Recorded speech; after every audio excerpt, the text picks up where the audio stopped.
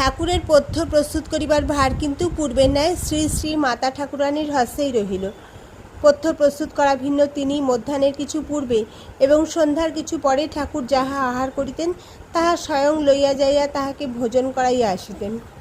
রন্ধনাদি সকল কার্যে তাহাকে সহায়তা করিতে এবং তাহার সঙ্গিনীর অভাব দূর করিবার জন্য ঠাকুরের ভ্রাতুষ্পুত্রী শ্রীমতী লক্ষ্মী দেবীকে এই সময় আনাইয়া শ্রী শ্রী মাতা ঠাকুরানীর নিকট রাখা হইয়াছিল।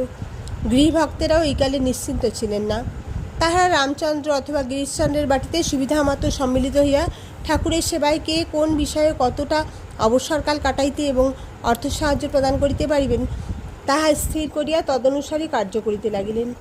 এইরূপে গৃহী এবং ব্রহ্মচারী ঠাকুরের উভয় প্রকার ভক্ত সকলেই যখন একযোগে দৃঢ় নিষ্ঠায় সেবাব্রতে যোগদান করিল এবং সুবন্দোবস্ত হইয়া সকল কার্য যখন সুশৃঙ্খলার সহিত যন্ত্র পরিচালিতের ন্যায় নিত্য সম্পাদিত হইতে লাগিল, তখন নরেন্দ্রনাথ অনেকটা নিশ্চিত হইয়া নিজের বিষয়ে চিন্তা করিবার অবসর পাইলেন এবং শীঘ্রই 2-1 দিনের জন্য নিজ বাটিতে যাইবার সংকল্প করিলেন।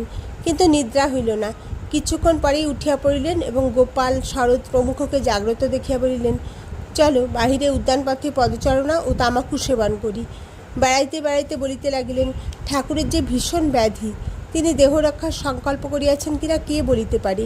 সময় থাকিতে তাহার সেবা ও ধ্যান ভজন করিয়া যে যতটা পারিস আধ্যাত্মিক উন্নতি করিয়া আনে, নতুবা তিনি সরিয়া যাইলে পশ্চাত্তাপের অবধি থাকিবে না। এটা করিবার পর ভগবানকে ডাকিব, ওটা করা হইয়া যাইলে সাধন ভজন লাগিব। এইরূপেই তো দিনগুলো যাইতেছে এবং বাসনা জালে জড়াইয়া